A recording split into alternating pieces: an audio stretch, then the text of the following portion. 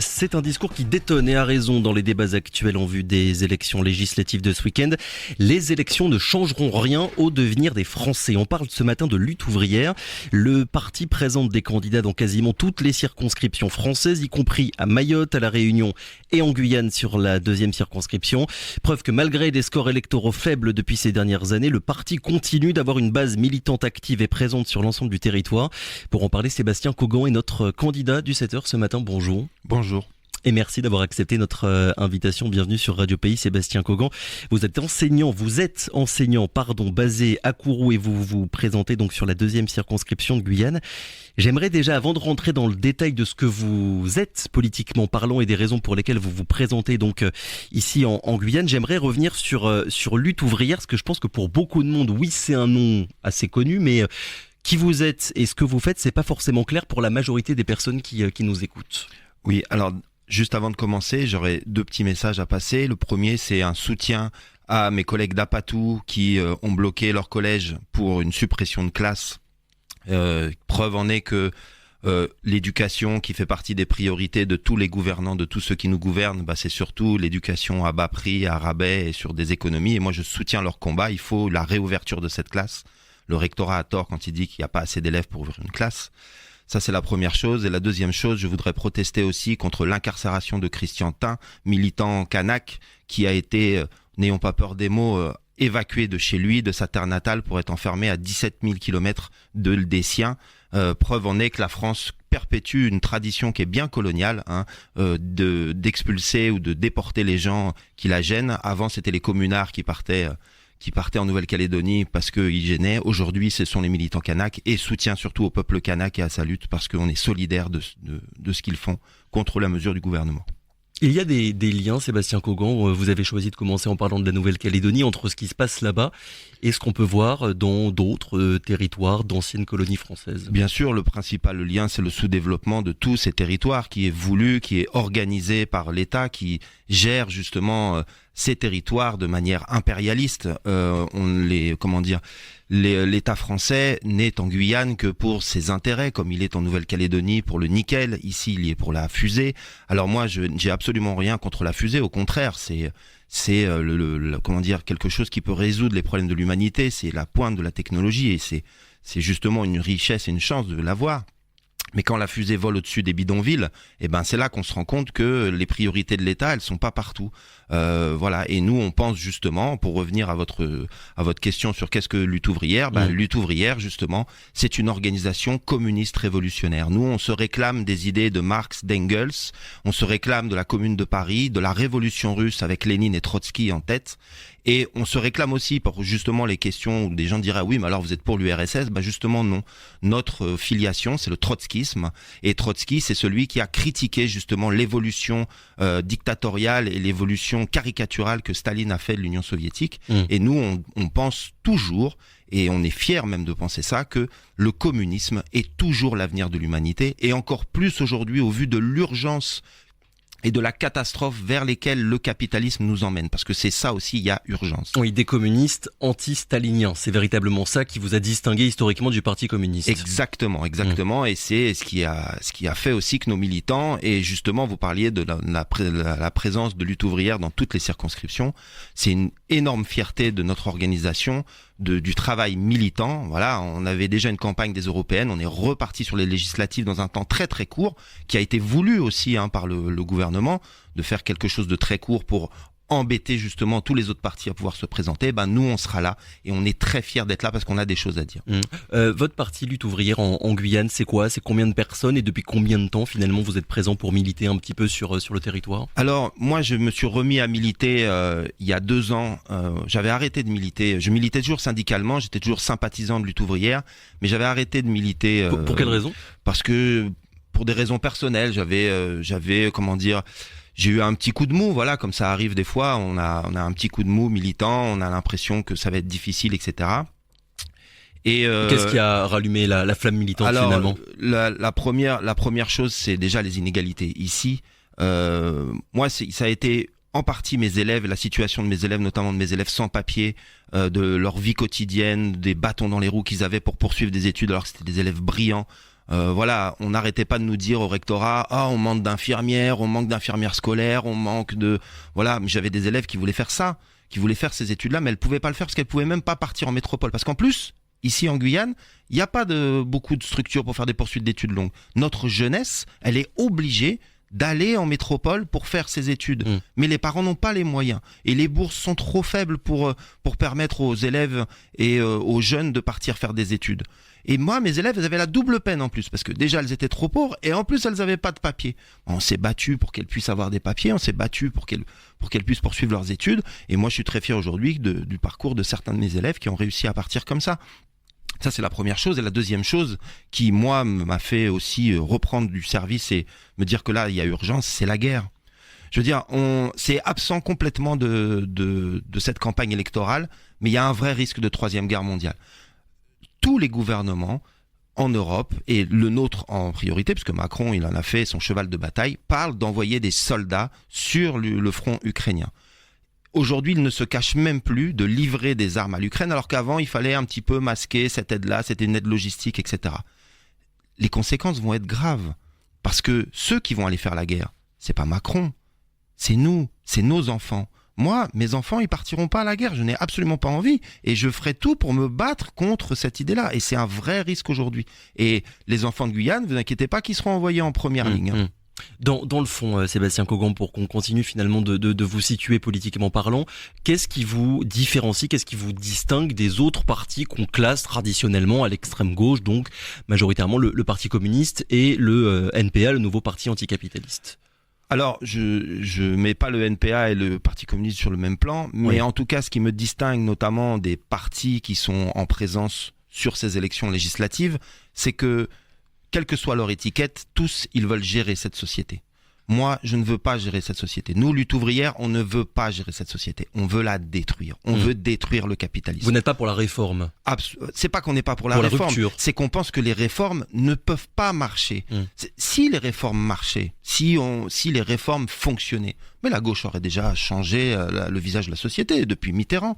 Mais ça ne marche pas. Ça ne marche pas parce que les capitalistes, ils ont 1001 biais, que ce soit par pression sociale, que ce soit par pression économique, ou que ce soit même par tout un tas de tours de passe-passe fiscaux.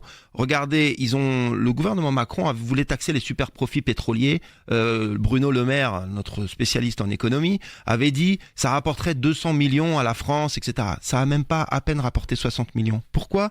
Parce qu'avec le jeu des filiales, avec le jeu du circuit financier, les capitalistes, ils n'ont pas été taxés. Donc, les réformes, ça ne marche pas. Ce qui marchera, c'est la mobilisation du monde du travail, c'est la grève, c'est ça la force des travailleurs.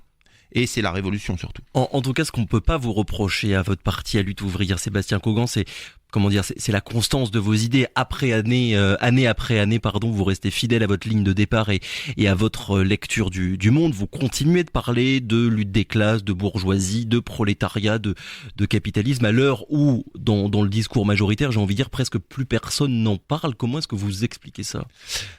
La première explication, elle incombe aux partis de gauche qui ont trahi les travailleurs, qui ont désarmé les gens, qui ont dépolitisé et désarmé les travailleurs. Moi, je suis d'une génération je suis né sous Mitterrand, qui a vu les déceptions dans ma famille de Mitterrand. Moi, j'avais un grand-père qui militait au Parti communiste. Après Mitterrand, il a déchiré sa carte du Parti communiste et c'était terminé. Il voulait plus entendre parler de politique. Oui, parce qu'on le rappelle quand même pour tout le monde, Mitterrand et le Parti communiste s'étaient présentés à l'époque pour les élections présidentielles de 1981. Voilà, c'était l'union de la gauche. Quand Mitterrand a été élu en 81, moi j'avais 1 an, mais on m'a raconté les bouchons de champagne dans ma cité. Moi j'ai grandi dans un quartier populaire. Les bouchons de champagne dans la cité, ils ont sauté. Il y a eu une clameur. Les gens pensaient qu'ils avaient gagné. Aujourd'hui, regardez tout ce qu'on a perdu. Regardez tout ce qu'on a perdu. Je rappelle par exemple que le gouvernement Jospin, la gauche plurielle, c'est le gouvernement qui a le plus privatisé de tous les gouvernements qui sont succédés sur la Ve République. Hollande qui a été élu, mon ennemi c'est la finance, qui met au ministère de l'économie un certain Emmanuel Macron. Mais comment voulez-vous que ça ne dégoûte pas les gens, que les gens pensent qu'on peut plus rien changer, que c'est plus possible, ou voire même pire, qu'on vote pour nos pires ennemis, c'est-à-dire ceux du Rassemblement national. Eh ben, c'est logique, mais c'est la responsabilité de la gauche. Donc, la gauche de gouvernement, tous ceux qui pensent que là, le nouveau Front populaire va changer les choses, moi je leur dis, ils vont vous trahir. Justement, en plus, ils ont dit, il y a eu quand l'union de la gauche s'est faite au soir du lendemain des résultats des élections des européennes, le discours des gens qui accueillaient cette nouvelle, c'était ne nous trahissez pas. C'est-à-dire qu'on est même conscient qu'ils vont peut-être trahir. Oui, ils vont trahir. Ils s'agenouilleront devant le grand capital. C'est pour ça que nous ne sommes pas des gestionnaires de cette société. Nous voulons la renverser. C'est cette trahison historique-là, selon vous, Sébastien Cogon, qui explique aujourd'hui le désamour profond, voire le désintérêt total de la vie politique française, avec des taux d'abstention évidemment qui sont énormes, et je ne parle même pas de la Guyane, où on l'a bien vu là, il y a moins de 2 semaines, on était à 90% d'abstention pour les européennes. Oui, il n'y a pas que la trahison de la gauche, il y a aussi la dureté de la vie.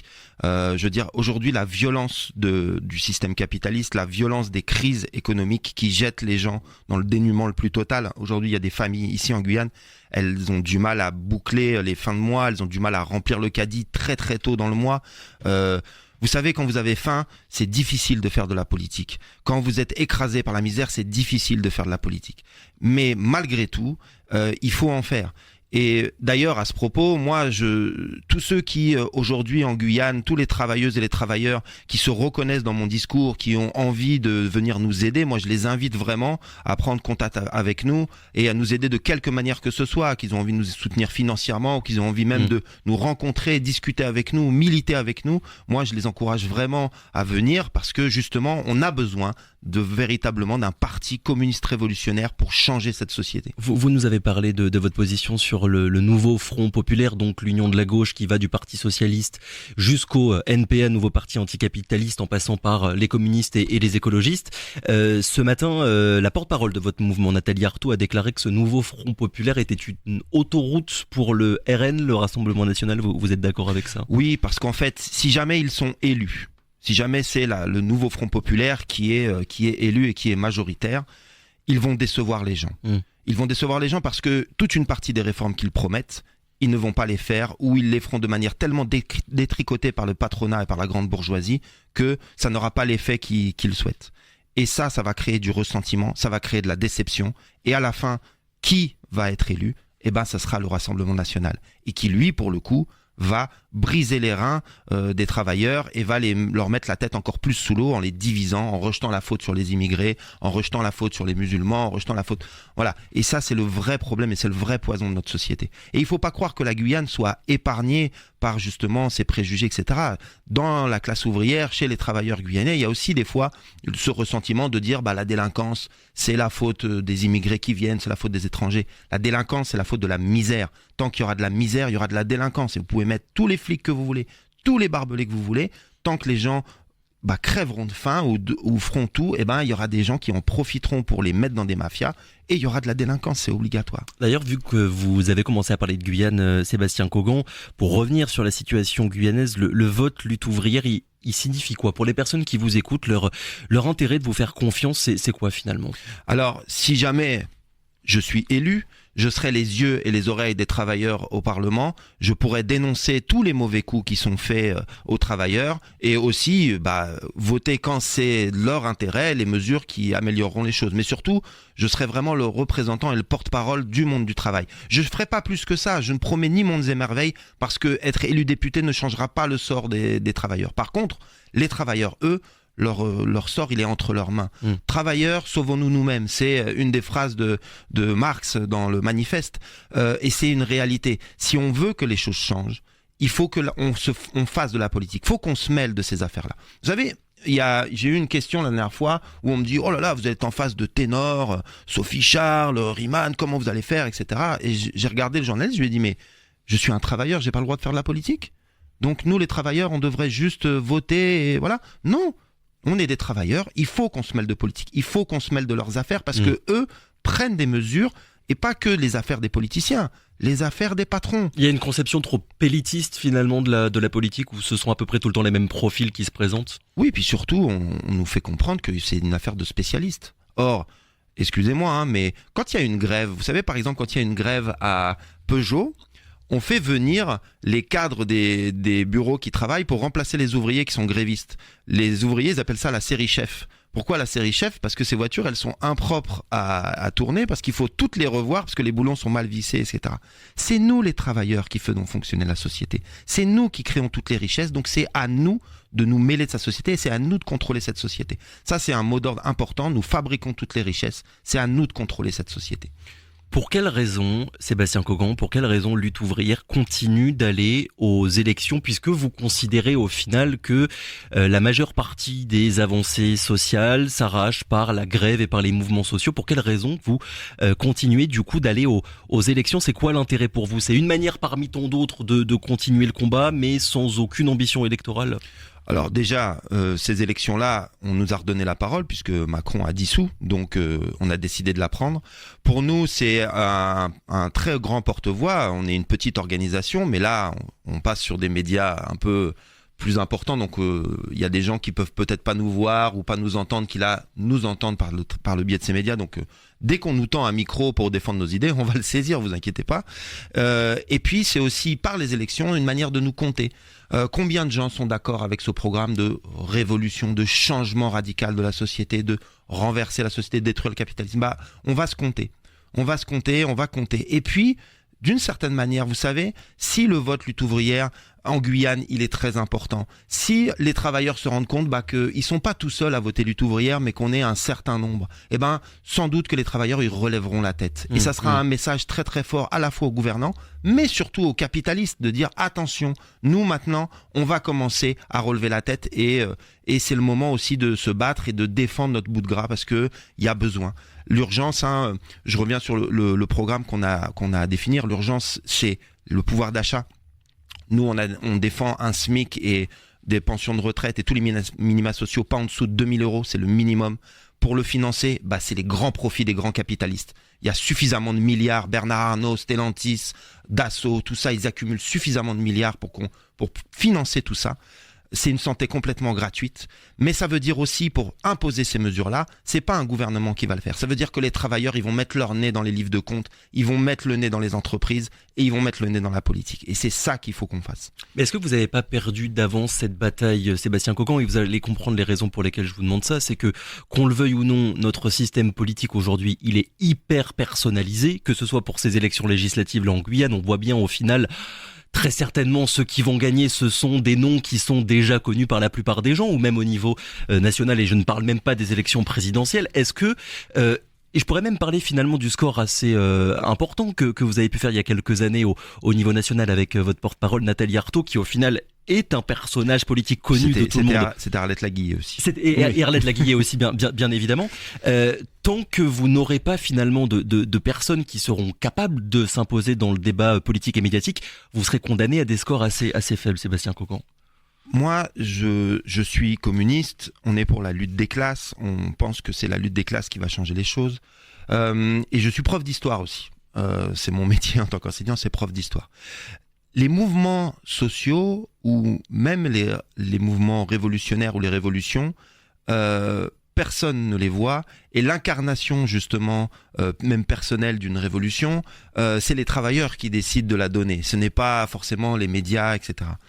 En 2017, quand il y a eu le mouvement en Guyane, Monsieur Riemann était peut-être connu un petit peu, mais ça l'a mis en lumière. Mais ça l'a mis en lumière parce qu'il a incarné, il a représenté les intérêts à ce moment-là d'une partie des gens qui mettaient sa confiance en eux. Qui sera le leader de demain? Je ne sais pas. Mais le leader de demain, moi j'espère surtout, ce sera les travailleurs. Ce sera les travailleurs qui se mettront en mouvement et qui décideront de mettre en place une nouvelle société, de renverser le capitalisme, et ils se donneront les leaders qu'ils auront choisis. Nous, on est pour la démocratie ouvrière, pour le fait que les travailleurs, ils désignent leurs élus et surtout qu'ils les contrôlent. Le mandat impératif, ça veut dire qu'un élu, quand il est élu, qu'on donne la confiance, il peut être révocable à tout moment. Oui. C'est pas on signe un chèque en blanc de 5 ans, des gens vous font des belles promesses, puis une fois qu'ils sont au pouvoir, tout ce qu'ils ont promis, ils le font pas. Le mandat impératif, la démocratie ouvrière, c'est les travailleurs qui contrôlent leur propre mouvement et qui du coup, si on tient pas ses promesses, on met quelqu'un qui va tenir ses promesses. On a parlé très rapidement tout à l'heure de votre lecture du monde, Sébastien Cogan. Est-ce que vous êtes finalement pour l'indépendance de la Guyane si on continue de dérouler le fil que vous avez commencé à mettre en place? Alors moi, si les travailleurs guyanais ils décident demain de quitter le giron de la France et de devenir indépendants, je n'ai absolument rien contre ça. Je ne suis pas attaché du tout à la France et à la République française. Moi, je suis communiste et je suis pour la liberté des peuples à disposer d'eux-mêmes. Maintenant, si c'est pour construire une Guyane capitaliste, très peu pour moi. Et si c'est pour construire justement un nouveau statut pour la Guyane où on remet des frontières et qu'on ne cherche pas à travailler avec les travailleurs de l'autre côté des deux fleuves, c'est-à-dire du Brésil et du Suriname, et voire même au-delà de ça, de la Caraïbe et autres, très peu pour moi aussi. La révolution ou le communisme que nous on prône, c'est l'internationalisme. Ça veut dire que le système capitaliste, il s'est imposé dans le monde entier. Il est mondial. On ne pourra construire le communisme qu'au niveau mondial. Alors, ça ne veut pas dire qu'on attend que tous les pays ensemble, en même temps, au bout d'un compte à rebours, se soulèvent ensemble. Ça veut dire que si demain en Guyane, les travailleurs décident de se soulever et que dans les décisions, c'est de quitter le giron de la France, pour construire une société communiste, ça voudra dire aussi faire que ailleurs les peuples se soulèvent pour venir nous aider, parce que seul on s'en sortira pas. Et je rebondis juste sur quelque chose. Vous avez parlé d'Haïti dans votre journal. Justement, le drame d'Haïti, c'est comment le capitalisme a détruit cette île, a fait vivre un enfer à ses habitants. Et la seule solution, nous on a des camarades qui militent en Haïti, c'est justement de changer la société, de renverser cette société capitaliste. Et on s'arrêtera là-dessus parce qu'il faut respecter le temps de parole. Merci beaucoup Sébastien Cocon d'avoir été avec nous ce matin. Je le rappelle donc candidat sur la 2e circonscription. Il faut rappeler les 4 autres candidats qui sont en face de vous: Sophie Charles, Aldo Neyman, David Riemann et Jean-Philippe Delors. Merci beaucoup. Très bonne journée à vous et bonne campagne.